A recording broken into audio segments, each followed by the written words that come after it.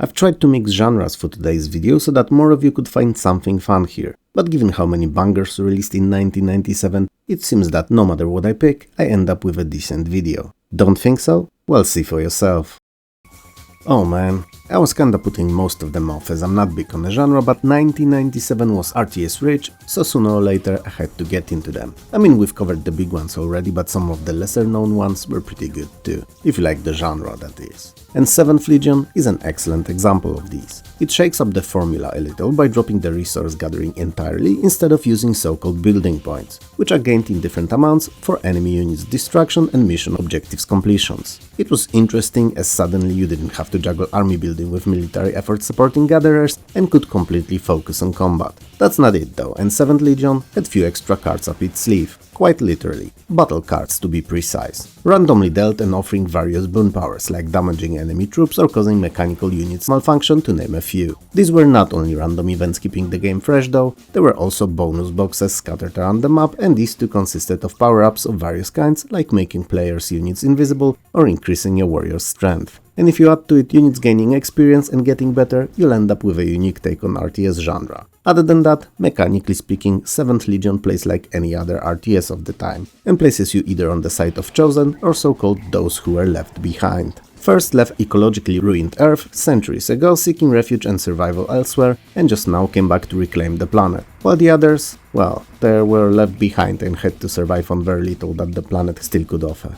You know, bugs, beats and beers. And they are not willing to just handle it back to those who abandoned it. So, it's only natural that the conflict between the two factions quickly turned from a small flame into a raging fire of hate and warfare. If you like RTSs, you'll no doubt find something here. If you don't, it's hardly a game to turn you into a fan.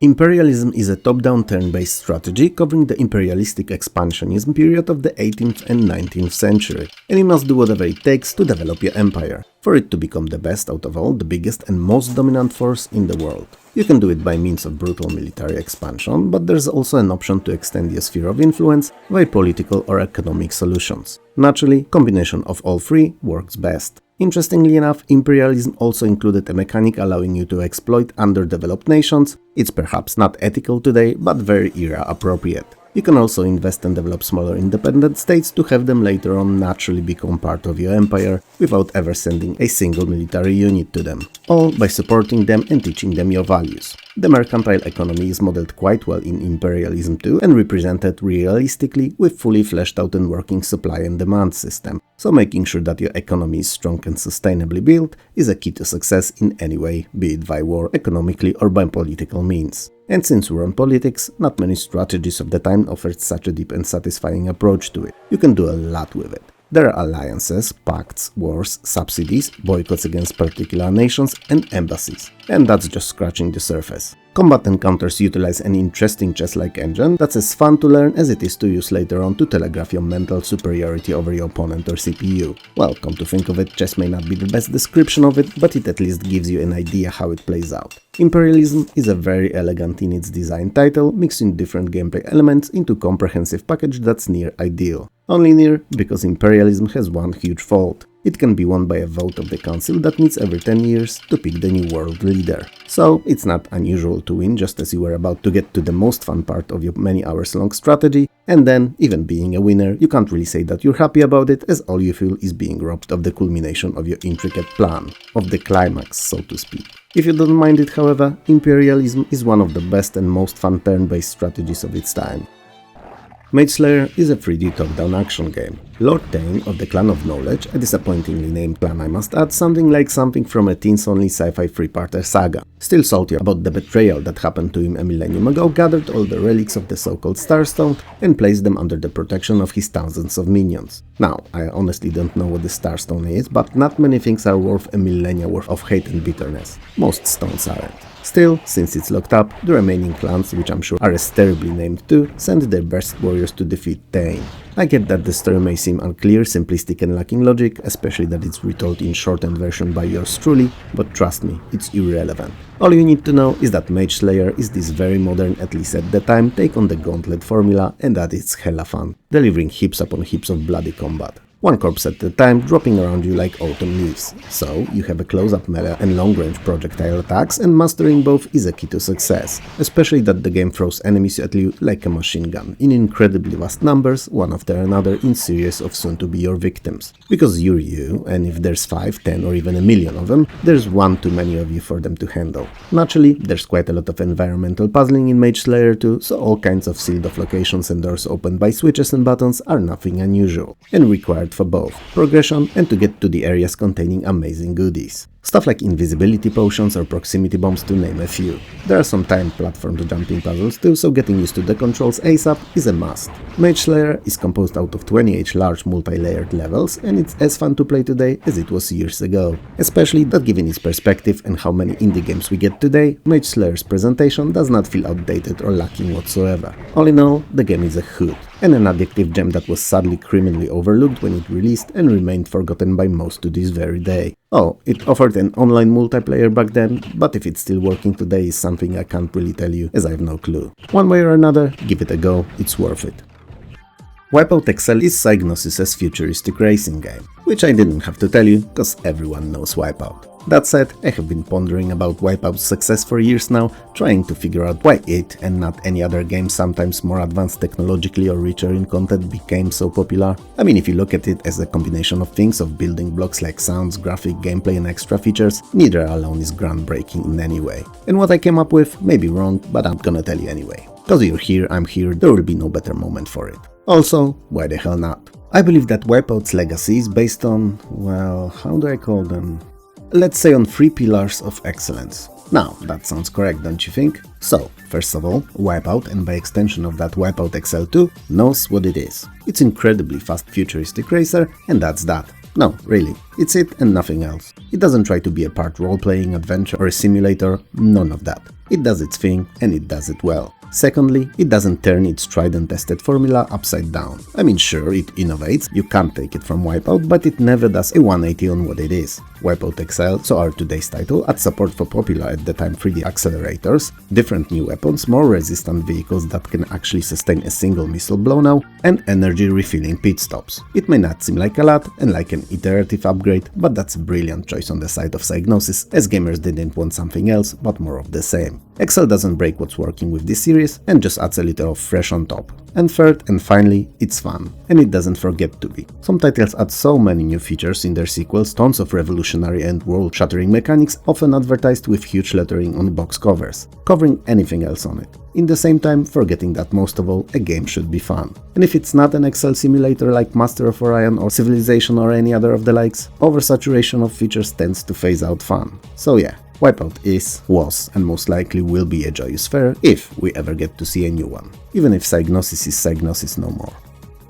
Zork Grand Inquisitor is a first-person fantasy adventure and the last title in the 20 years long-running series, which debuted on mainframes in 1977 and ended up in 1997 on our Windows machines. That end, however, was truly spectacular. Not only Grand Inquisitor was true to the series' roots, being full of quirky humor, interesting and fun to solve inventory-based puzzles, and utilizing various spells, but most of all, it was a goodbye gift for all the fans of the series. It brought back many of the famous locations and characters from previous games, all together under the same roof, so to speak, in a comprehensive and plot-related way, never feeling as if it was made just to buy-bait players into getting it, but using all of these assets smartly and to complement the story with them all. And since we're on the subject, this time you have to liberate Port Fuzzle and all of Gwendor from evil Inquisitor's rule that outlawed any and all use of magic, and is keeping citizens terrorized. While the premise may not be the most imaginative and something you've seen more times than your grandpa, the gameplay itself is both charming and fun, even more so with all the iconic locations and characters finally shown in gorgeous high-resolution SVGA graphics. It's not all about presentation though, and in terms of gameplay, Grand Inquisitor does not fail either. Most puzzles are not too difficult, but they're often quite clever, having you think of how to solve them before attempting to do so, especially that you have a whole plethora of various spells to help you. The humor emanates from everywhere, from locations, from conversations with other characters, and even some puzzles. The game was made for you to have fun with, and you will. You will enjoy this bad boy from when it starts to its abrupt end. I was never a fan of original games, as I despise text parsers nearly as much as I despise a demon of a woman that my boss's wife is, and I get the same shakes and shivers whenever she enters the room that I get when text parser asks me for an input. But this, Last Zork, given that it's fully point and click, is actually something I might enjoy.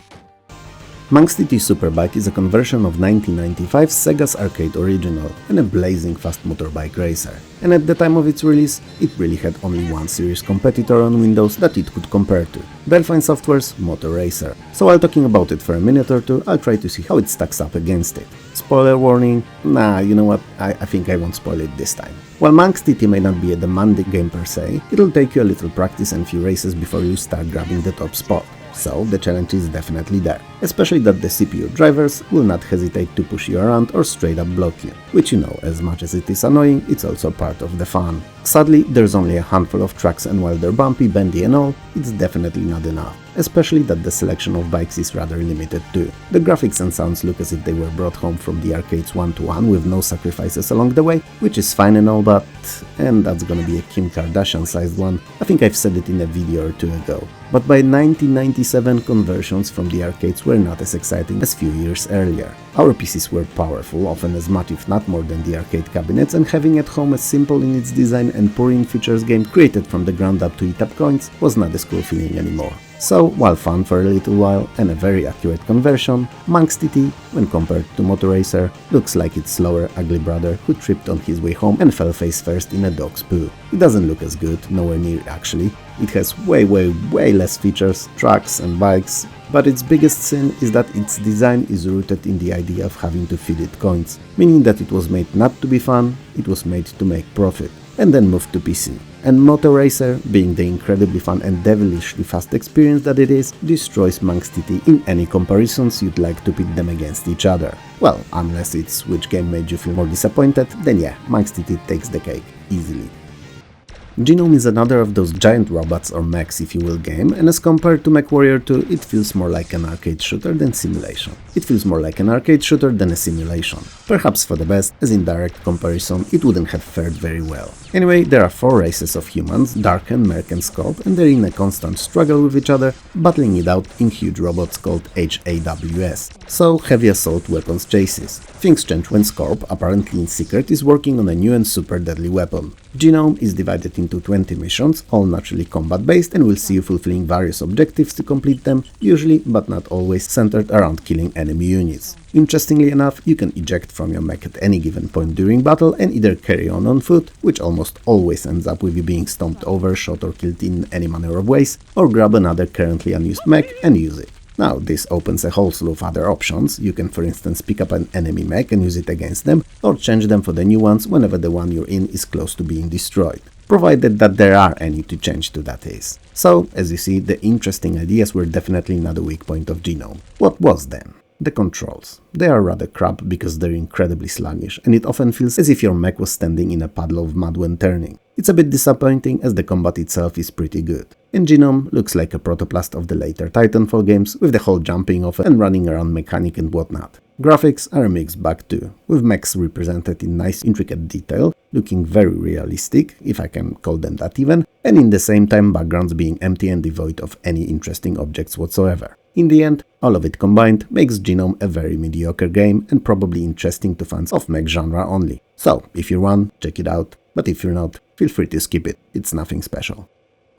Montezuma's Return is a first-person perspective action-adventure puzzle platformer, and a sequel to Parker Brothers' original 2D platformer Montezuma's Revenge. You play as Max Danger. Max Montezuma, though Danger would be so much cooler name. And you're a soldier, and a descendant of a legendary Aztec emperor. You're not as legendary yourself yet though. In the game obviously, in reality you're beyond epic, everyone knows that. So anyway, you as Max are good, but not great, and because of that you cannot save your plane on one of those odd days when you're not at full battery and it crash lands on a mysterious deserted uncharted island. As you explore it, because naturally that's what you do upon surviving the crash, you find ancient ruins, and to your surprise, they're Aztec. So, armed with only flashlight, canteen and your stunning good looks, you venture in. Initially to explore, in time, as the game progresses, you'll find yourself restoring the desecrated tomb and looking for the link between ancient Aztecs and the race of aliens. And that's not even all. So, as you see, even if you start as no one in a game, you always somehow find a way to turn its protagonist into an epic warrior / explorer / adventurer / genius / every woman's dream. Just take a look at the gamebook. It says everything you need to know about Montezuma's Return, doesn't it? The game itself is composed out of 8 or 9 levels, depending on the release you have access to, and your task in every level is theoretically very simple: to get to its end, period. In practice, it's a bit more complicated. You will fight various enemies, collect treasures, maneuver platforms, trampolines, ropes, water and any other hazards like traps, all the way to the boss room. These always guard the level exit, so have to be killed. There's no way going around them. Interestingly enough, not all bosses can be defeated directly, and they may require a specific mechanic to be beaten. Naturally, as in all good platformers, 3D or not, there's quite a lot of environmental puzzling, so you'll need to find and collect keys to unlock barriers and search for secrets. There are also treasures for points. Collecting all of them unlocks access to a bonus stage and fruit that replenish your health. Montezuma's Return is a very competent foray into 3D for the classic platformer, and a pretty fun game at that. Pandemonium originated on PlayStation before being ported to PC, and it's a 2D side-view platformer with 3D graphics, also one of the better conversions from the console. Story-wise, the young sorceress Nikki, court jester Fargus and his sidekick the Puppet are the three main protagonists. Nikki accidentally casts a powerful magic spell which ends up with a giant monster swallowing a whole village full of innocents. Our trio, as a result, must travel to the so-called wishing engine to be granted a wish to revert the world back to normal. Nikki and Fargus, being the playable ones, are both unique and have their own special style of movement and attacks. Most of the enemies can be defeated by jumping on their heads, and the standard gameplay loop will see you blazing around the levels, avoiding hazards and traps, fighting off enemies, and collecting treasures, power-ups or keys to open locked-off areas. There are different spells among numerous pickups, and they're really helpful, especially when dealing with the pesky enemies. Unfortunately, only one can be carried and used at the time. Pandemonium is really fun, but it's also incredibly punishing. I mean, you wouldn't believe how tough it is unless you played it. It only gives you 2 hit points, and the levels are large, complex and designed to make sure that you'll have ample opportunities to lose them. The enemies are everywhere, and touching nearly anything causes you to lose them. Hit points and not the enemies, that is. It would be cool if they would be dropping like flies upon contact. All of it put together, if you're not a dexterous gamer, can be more than annoying. It's disheartening and tiresome. Worst of all, you can't save anywhere, and the game only saves progress at certain far-off points, same as it did on PlayStation, meaning that each death may require you to replay a considerable chunk of content. And that assuming you won't die again in the process. So approach it at your own discretion. Graphics and sounds are excellent for the time and look really nice and fluid in motion. Cutscenes are well done too and complement the gameplay with short story snippets. All in all, if you're a Giga Chat or a master gamer, check it out. Not many people remember it, but Sonic R is the very first full 3D Sonic game. And it's probably because it was not a platformer, but a racing game. And a pretty decent one at that, even if a bit odd. You could say that it's a competitor to Mario Kart, but with a twist.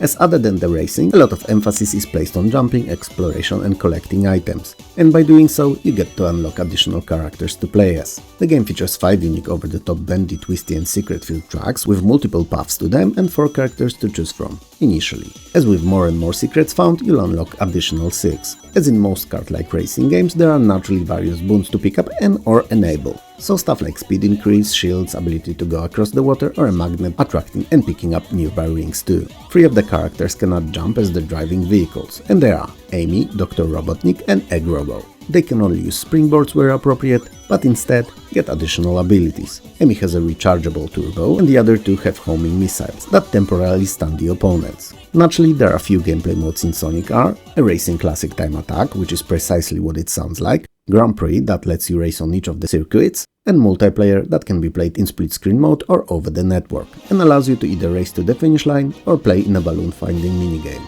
Now, arguably, Sonic R is not Mario Kart. But for what it is, it's really fun, especially that with all the unlocks it can actually be enjoyed in single player too. And I usually tend to treat those kart-like games as multiplayer titles only. Graphics are really nice for the time, though nothing groundbreaking, and the 3D models are not overly complicated, most likely to keep the game running buttersmooth at a wide range of configurations. Sounds are decent too. Music, on the other hand, is a polarizing subject, as some love it while others hate it. It's unusual for the racer, at least some songs are, and not everyone's fine with it. I honestly couldn't care less, or actually I could care less, but what I'm trying to say here is that it's fine either way for me. It can be on, it can be off, not important to me, as long as gameplay is fine, and it rocks. And with this done, we're at the end of another video. I'm not gonna keep saying how great 1997 was, as it seems obvious by now. But I do want to know what you think of today's selection. Good, bad, meh, groundbreaking? Let me know in the comments below. If you liked the video, hit those like and subscribe buttons below. Smash them if you have to, it helps more than you could ever know. Also, I would like to thank you and all my amazing Patreon and YouTube members for helping this channel keep going. And last but definitely not least, I would like to thank all the wonderful folks who record and upload playthroughs, let's plays and other retro-centric videos here on YouTube, because they help to preserve the games that would have otherwise belonged forgotten. So thank you.